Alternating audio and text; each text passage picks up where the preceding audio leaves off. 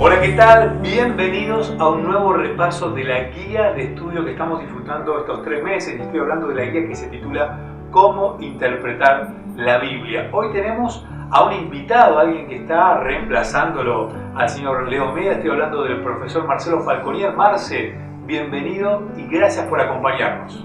Gracias, Eva. Buenas noches. Buenas noches, Ezequiel. Buenas noches a los que van a estar escuchando este video. Marce, contanos, ¿a qué te estás dedicando actualmente en la Universidad Adventista del Plata? Bien, yo soy docente universitario hace varios años en el área de ciencias de la educación, en la parte de un poco de teoría de la educación, filosofía, y también hace unos años estoy coordinando una unidad académica de profesorados, hay 3 profesorados que dependen del Instituto Superior. Bien. Estamos hablando de un profesor de nuestra universidad que tiene un background académico, pero además tiene también una formación teológica, porque lo saludo primero a Ezequiel. Hola Ezequiel, bienvenido. ¿Qué tal, Seba? ¿Cómo andás? Hola Marce, es un gusto que podamos volver a encontrarnos. Y bueno, no está Leo, pero nos acompaña Marce y la verdad que estoy muy contento y que juntos podamos encontrar en la lección, estudiando, repasando, encontrando todo esto que nos señala, ¿no? La lección que es obviamente la palabra de Dios. Ezequiel, te estaba contando que con Marcelo Falconier hemos disfrutado varios años de las aulas de teología, ya por el 1998, 99 y aquella época, lindas épocas que rememoraremos seguramente con este repaso de la guía de estudio de nuestra lección. Te quiero preguntar, Qué bueno, te quiero preguntar ¿cómo es el título? Y seguramente tenés ahí a mano lo que es el texto clave, el texto que le da sentido a esta semana. ¿Me la podés leer? Por supuesto, dice así: solo la Biblia, sola Scriptura, ¿no? Ahí hay una frase que se ha acuñado con el tiempo, que vamos a ir investigando de qué se trata esto de sola Scriptura. Y este texto base, como mencionabas, se encuentra en Hebreos capítulo 4, versículo 12, y dice lo siguiente: porque la palabra de Dios es viva y eficaz, más cortante que toda espada de 2 filos, y penetra hasta partir el alma y el espíritu, las coyunturas y los tuétanos, y discierne los pensamientos y las intenciones del corazón. Profundo el texto bíblico. Marce, como docente, a ver, la Biblia y este principio de solo la Biblia y este texto bíblico que habla de la profundidad de la Biblia como docente, ¿cómo lo ves? Este ejemplo, esta metáfora, esta analogía que se usa aquí en la Biblia para hablar de la palabra de Dios como una espada. ¿Cómo lo ves vos? Mirá, está muy bueno que lo plantees. Yo personalmente creo, y esto va bastante a contramano de muchos enfoques del mundo académico, que en la Biblia tenés el centro como el núcleo desde donde pararte para interpretar todo. Yo creo que después lo vamos a conversar un poco, se puede aprender muchísimo de los distintos campos del saber que han indagado un montón de temas que nos ayudan a entender el mundo que vivimos, pero tratando de ver cómo te posicionás frente a todo eso, cómo sabes si tu análisis está bien encarado, cómo sabes, sobre todo con tantas idas y vueltas en el pensamiento, la Biblia sigue siendo como un eje para eso, y aparte, como leía muy bien Ezequiel en el texto, va más allá de una cuestión de comprensión intelectual, va a algo que atraviesa la vida, la transforma, la modifica. Claro, como dice este texto bíblico, ¿no? Que penetra hasta lo más profundo. Bueno, vamos a hablar de la unidad de la Biblia, vamos a hablar de la claridad de la Biblia, pero vamos a hablar específicamente de este principio de sola Escritura. Ezequiel, principio que nace con Martín Lutero y con los reformadores allá por 1520, un grito que fue el que le dio sentido a esta reforma. ¿De qué hablamos cuando hablamos de sola Escritura? ¿De qué hablamos cuando hablamos de la historia de sola Escritura, ese? ¿Sabes, Seba, que nosotros podríamos mencionar este término y nos puede resultar incluso hasta familiar? ¿Quién no conoce o quién no alguna vez escuchó esta terminología? O hasta nos parece común y cotidiano hablar de toda la Escritura. Pero déjame decirte que en la época de los reformadores, incluso sobre todo, mejor dicho, en esta época de Lutero, ellos acuñaron esta frase como una bandera, un estandarte que los distinguía, porque la lección nos menciona, ¿no?, que tenían esa interpretación alegórica a la que estaban acostumbrados, ¿no? Una cuestión de divagar y buscar en la palabra de Dios, pero sacar o sacar un poco también de contexto a la Biblia, sacar partes de la palabra de Dios o agregarle ciertas otras. Con un estudio profundo, con un deseo profundo y en oración con Dios, el Señor les ha mostrado a ellos, los reformadores que han plantado una base. Y la lección obviamente que nos muestra esto ahí, ni bien arranca, de que ellos plantearon estudiar la palabra de Dios de tapa a tapa en un contexto o una interpretación gramático-histórico o histórico-gramatical, como se suele conocer hoy, teniendo en cuenta estas dos cosas, el texto, pero también la historia, todo lo que va a rodear al texto, ¿no? Hoy podríamos hablar de otros estudios o de otras formas de la interpretación de la Biblia, pero ellos alzan esto como una gran revolución en cuanto a lo que era el estudio de la palabra de Dios. Y no era, déjame decirte que no era algo novedoso. Ahora vamos a ver en la lección que no era que estaban inventando algo, sino que estaban haciendo resurgir algo. Sí, vamos a decir que Lutero quería protestar de alguna manera o reformar ciertas actitudes que tenía la iglesia en esa época. Una era el hecho de darle una importancia muy grande a la tradición de los padres, a la tradición patrística. Otra era la filosofía escolástica y otra era la autoridad papal. Frente a todo esto, él protesta y dice, no, vamos a dedicarnos a darle a la Biblia la autoridad que se merece. Marce, decimos canon cuando hablamos de algo que mide, algo, una especie de regla, y la Biblia puede ser la norma que le dé un sentido, la norma que mida todo lo que nosotros podemos llegar a creer.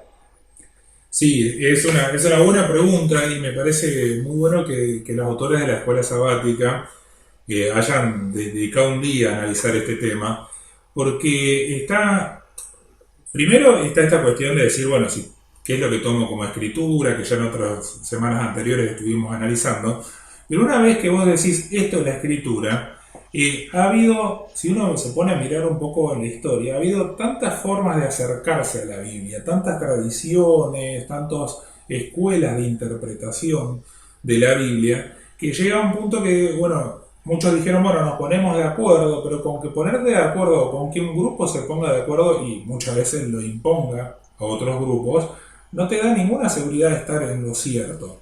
Entonces, ahí está un poco la cuestión de decir, bueno, cómo no solamente tomar a la Biblia como la fuente, sino cómo la interpretamos, desde dónde vamos. Y quería compartir un versículo que está citado en la lección, de 1 Corintios 4, versículos del 3 al 5, ahí menciona el 6, que no lo podemos meter, pero en primera parte. Dice el versículo 3, yo en muy poco tengo el ser juzgado por vosotros, o por tribunal humano, ni aun yo me juzgo a mí mismo. Porque aunque de nada tengo mala conciencia, no por eso estoy justificado, pero el que juzga es el Señor. Hasta ahí lleguemos al versículo 4. La palabra juzgar es muy rica, ahí la misma raíz se usa para pensamiento crítico, para examinar, o sea, esa raíz de crisis también tiene que ver con, o sea, yo pienso que estoy examinando las cosas. En el caso de ese, yo puedo estar examinando que estoy bien, puedo sentir que estoy bien, me cierra, pero eso no significa nada. Y ahí está un poco la cuestión, porque déjenme contarles una anécdota que me hizo pensar bastante en este tema. Cuando yo era más chico, teníamos la costumbre de hacer la oración al momento de comer, y teníamos invitados. Mi madre trataba siempre de los sábados ver quién estaba de visita, invitar gente de la iglesia. Oramos, cerramos los ojos como, bueno, nos habían enseñado, y los chicos, la picardía, abrir los ojos en la oración. Con mi hermana, 2 años mayor, nos peleábamos bastante seguido con muchos hermanos. Termina la oración y le digo, le trato de dejar la mala a mi hermana, y le digo a mi mamá, mamá, Grisel tenía los ojos abiertos durante la oración. Bueno, la pregunta obviamente, ¿y vos cómo sabés? Y eso, es decir, ¿y vos cómo sabés? ¿Vos cómo sabés que lo que vos estás viendo no está afectado por otras cosas? Buena parte de lo que uno estudia por ahí en el área de teoría de la educación y todo eso es que cuando vos estás juzgando algo, siempre lo estás juzgando desde algún lugar, hay muchos elementos que influyen. Entonces, con que a vos te cierre, que te parezca coherente, no es garantía de que le estés acertando. Cuando yo me pasaba, cuando leía por primera vez a un autor, decía, claro, la cosa es así. Y después lee otro que dice totalmente lo contrario, y si te lo argumenta bien, te convence también. Entonces, por eso me parece excelente esto de decir, dejemos todo eso, todos esos elementos con los que nosotros vamos a interpretar la Biblia y tratemos de contrastarlos con la misma Biblia, que la Biblia hable por sí misma. Y perdón, digo una cosita más, no quiero que se haga muy larga esta participación, pero cuando habla de nuevo con esto de ser autoridad, vos Ezequiel en un repaso anterior comentaste algo de esto, fíjense que la persona que es autor de un texto cita un montón de otros autores y fuentes, pero de alguna forma le da más o menos peso, más o menos jerarquía y va llevando como el hilo de lo que va haciendo. Y en este caso decimos, bueno, que el hilo lo lleve la Biblia, que el hilo lo lleve el que inspiró la Biblia, y no nosotros. O sea, sospechemos un poquito de nuestro juicio y vayamos directamente a que la Biblia nos diga por sí misma dónde pararnos.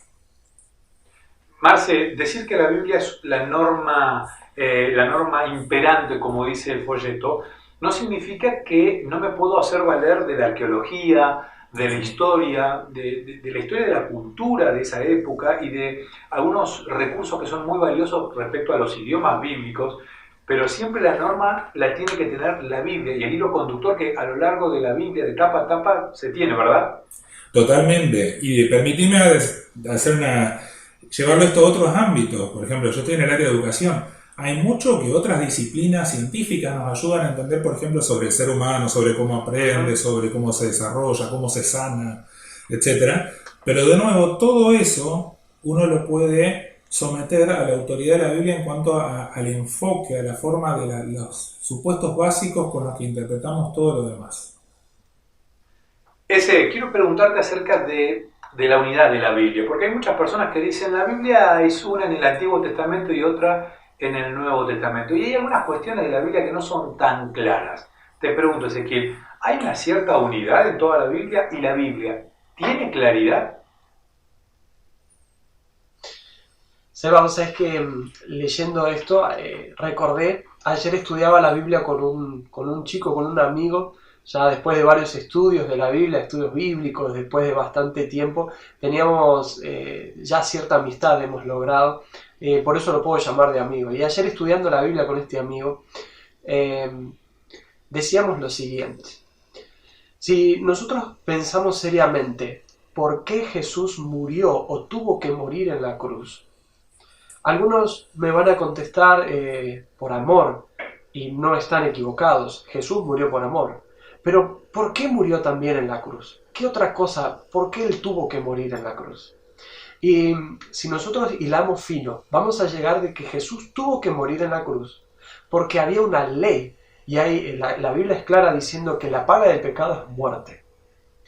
Ahora, la transgresión del pecado, ir en contra de la ley de Dios, también genera pecado.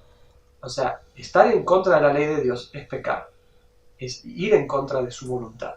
Ahora, si Jesús tuvo que morir en la cruz, eso quiere decir que su ley es inamovible, sus mandamientos son inamovibles. Si no, Jesús no tendría que haber muerto en la cruz. Hubiese dicho, bueno, ¿sabes qué?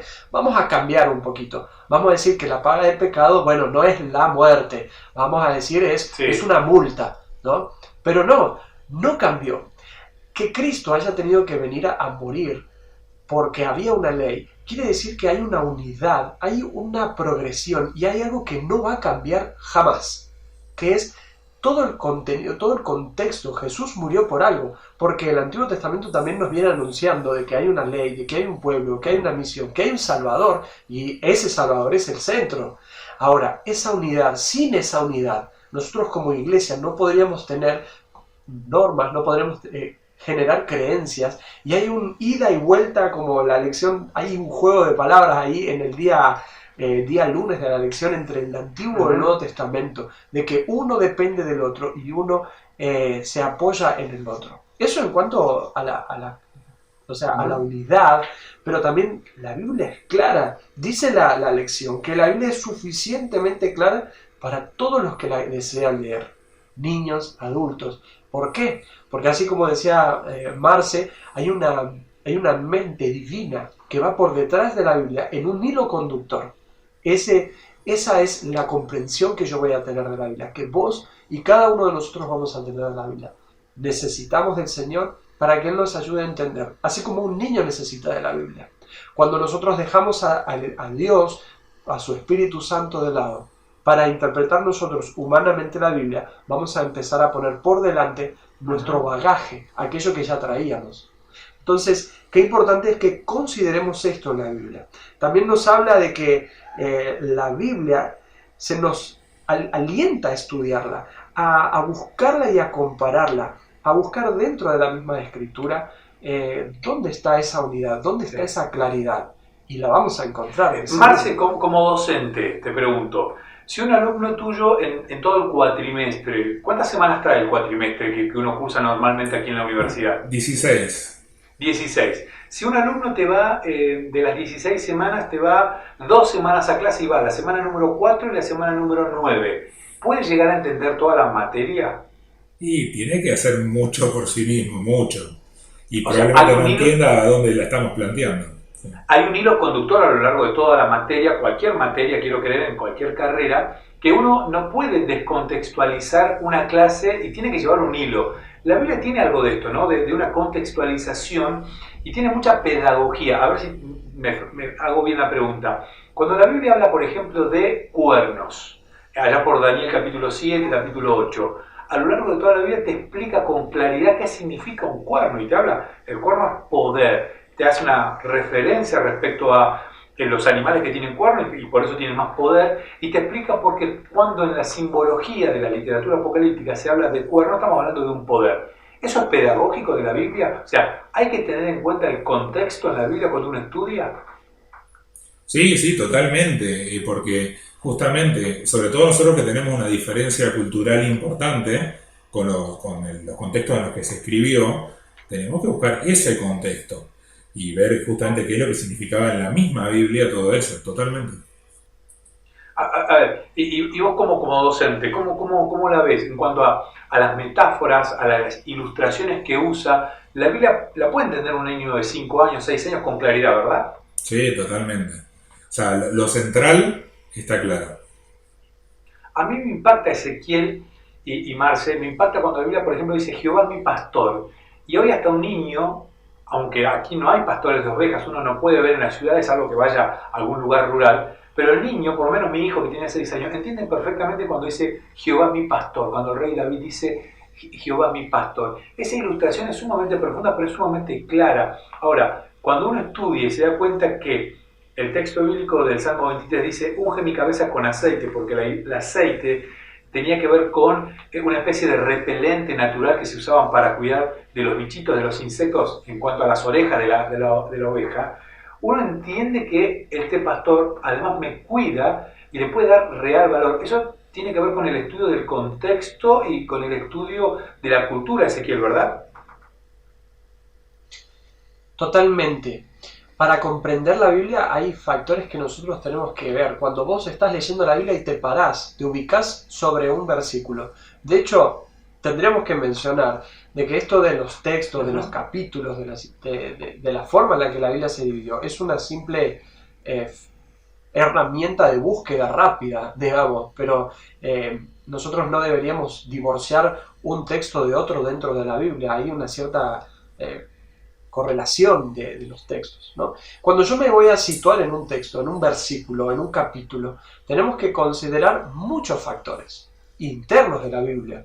Por ejemplo, el contexto inmediato del versículo anterior, el posterior, el capítulo, el libro. Tenemos que también entender en qué año se escribió aproximadamente, cuál es el autor, cuál era el trasfondo de ese autor, cuáles son los destinatarios primarios a los que está dirigido ese mensaje. Tendremos que también considerar un poco cuál es la geografía. A ver, ¿se escribió dónde se escribió? ¿Había montañas? ¿Era un llano? ¿Era un lago? ¿Dónde estaban? Tendríamos que también considerar el idioma, como se mencionó. ¿En qué idioma estaban hablando? ¿Era común? ¿Era una estrategia lingüística que estaba usando el autor? Era, como se dice, ¿no? Era una trampita del autor. Jesús, cuando le habla en parábolas, le dice, bueno, yo le hablo de esta manera porque no entenderían de otra. A ver, todo eso me va a hacer de que yo no tenga que sacar de contexto la Biblia. Hace algunos repasos atrás, en algunos videos atrás, decíamos que todo texto sin su contexto, Sí. es puro pretexto. Y eso se aplica perfectamente a este momento, donde nosotros, para comprender la Biblia, no debemos sacar de contexto lo que está queriendo decir el autor. A ver, a nosotros nos puede pasar a diario, en el diario vivir, con una persona hablando. Si yo sacara de contexto las palabras, como hacen ciertos medios de comunicación, saco de contexto las palabras de algún empresario, político, profesor, alumno, lo que sea, persona en general, digamos, voy a hacerle decir algo que no quiso decir. A la Biblia, con el mensaje de la Biblia, va a pasar lo mismo. Marce, te pregunto, la Biblia tiene un cierto lenguaje un tanto técnico, que el principio de sola escritura me ayuda a darme cuenta de que uno tiene que conocer ese lenguaje un tanto técnico. Insisto, vos como profesor hay cierto lenguaje. Cuando una persona recibe a un universitario que está terminando su primer cuatrimestre, su primer año, se encuentra con ciertas palabras que uno, que tal vez no es universitario, no conoce, como la palabra parcial, cuatrimestre o materia. La Biblia tiene un cierto lenguaje que uno debe conocer, ¿verdad? Y pienso, ¿sabes qué? Cuando Jesús es bautizado en el Jordán por Juan, él dice, este es el Cordero de Dios que quita el pecado del mundo. Creo que aquel que no maneja el lenguaje bíblico no sabe ni siquiera lo que es pecado. ¿Hay que conocer este lenguaje bíblico? Sí, totalmente, y totalmente incluso porque hasta la palabra pecado ha tenido un significado totalmente distinto en otras tradiciones, que incluso supuestamente cristianas. Entonces, para tomar ese ejemplo, entonces sí, totalmente esto de ir al contexto de la Biblia, lo que significa en ese texto, en otros textos, en lo que lo rodea, un poco todo lo que venían comentando antes ustedes.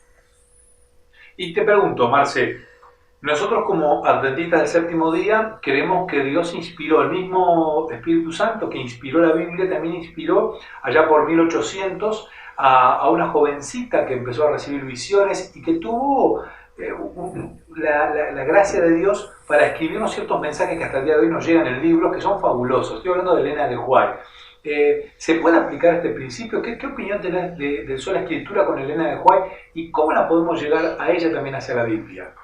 Bien, me parece excelente la pregunta porque muchos nos preguntan, decir, bueno, si la Biblia sola, entonces, y ustedes leen mucho Elena de White, bueno, hay algunos que la leemos bastante, y entonces, ¿cómo va eso? Para mí, primero, es muy importante repasar lo que ella misma dijo, y de nuevo, los autores de la Liga de Estudio de esta escuela sabática hicieron una selección muy buena de algunos textos, ella en muchos otros lugares plantea.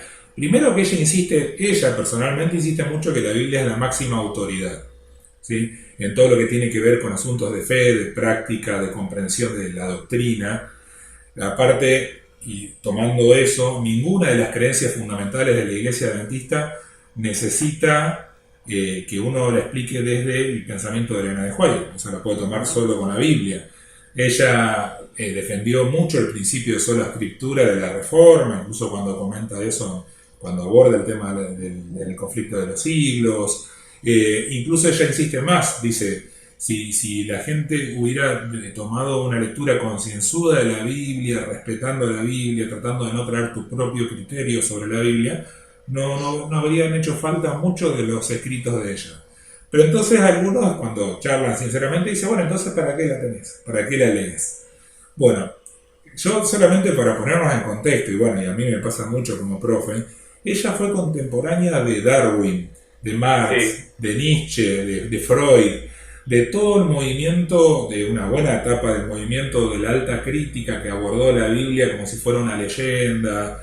Y entonces, fue una época especial donde hacía mucha falta que alguien nos diga, che muchachos, volvamos de nuevo para otro lado, y como ella se define a sí misma como una luz menor que guía hacia esa luz mayor.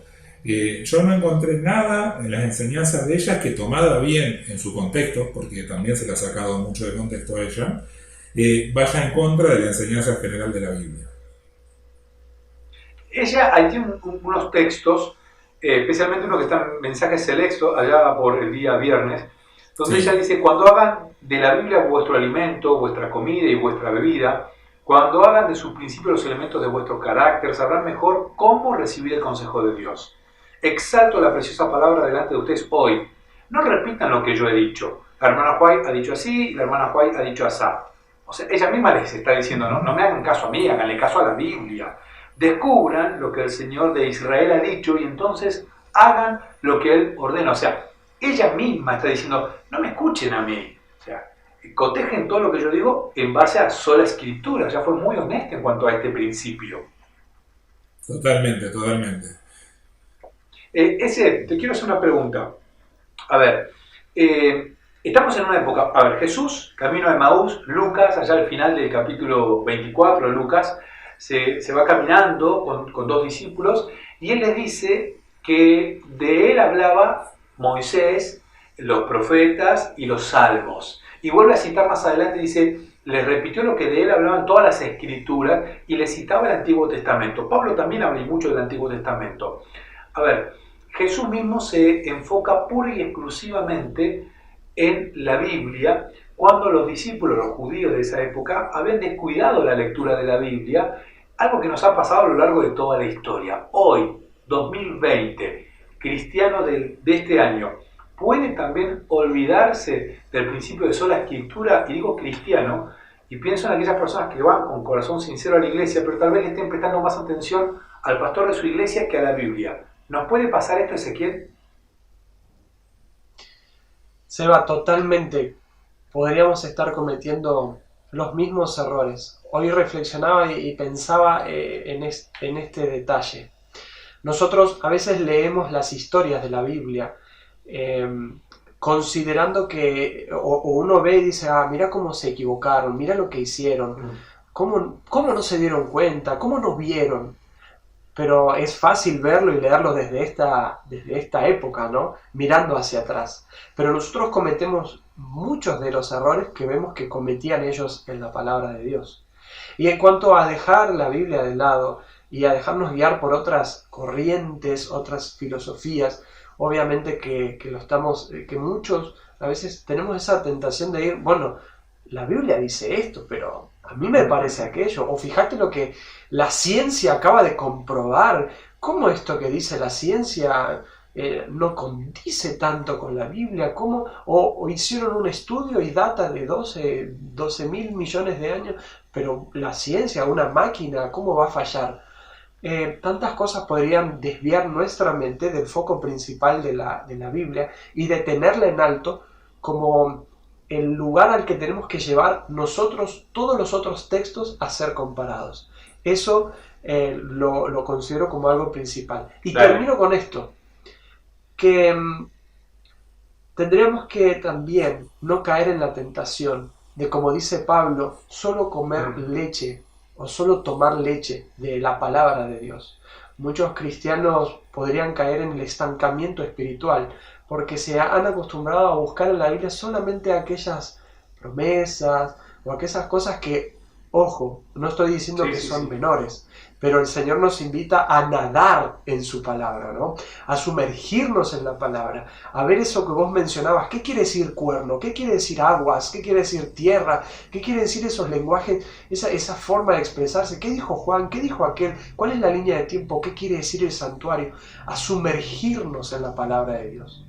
Podríamos estar siendo lectores que se están quedando solo con leche, y Pablo nos dice, hay que comer comida sólida. Entonces quería terminar con ese concepto que me parece que no solamente a veces nos vamos con otras cosas, sino que nos quedamos con la Biblia, pero solo con lo que nos conviene.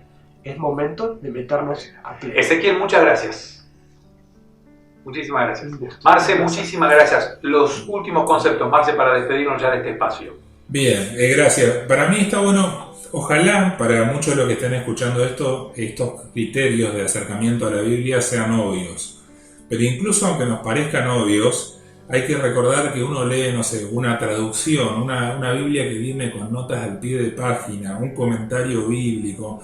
O sea, hay mucho del estudio, de la aproximación a la Biblia, que es bueno que recuerde estos principios al momento de acercarse a la Biblia. No porque lo diga alguien que estudió mucho, hay que quedarse tranquilo, sino que siempre todo, como así en los de Berea, hay que ponerlo, hay que confrontarlo con las Escrituras y con la propia interpretación que las Escrituras tienen sobre sí mismas, como para saber de que estamos yendo en camino seguro. Marcelo, muchísimas gracias, muchas gracias. Placer. Nos vamos y les agradecemos a ustedes y los queremos invitar a que se puedan acercar de corazón sincero, guiados por el Espíritu Santo, el mismo que inspiró la Biblia, a estudiar la palabra de Dios. Y quiero decirte algo, en la antigüedad hubieron personas que murieron por defender la Biblia porque no la tenían. Nosotros tenemos diferentes traducciones, tenemos aplicaciones en diferentes smartphones, tablets, en la computadora, tenemos diferentes recursos para podernos acercar a un estudio profundo de la palabra de Dios. Sumate, estudia la Biblia y déjate llenar por el Espíritu Santo. Marce, Ezequiel, buen fin de semana. Nos vemos la semana que viene, nos escuchamos la semana que viene para un nuevo repaso de la guía de Escuela Sabática. Que tengan unos lindos fines de semana. Chao.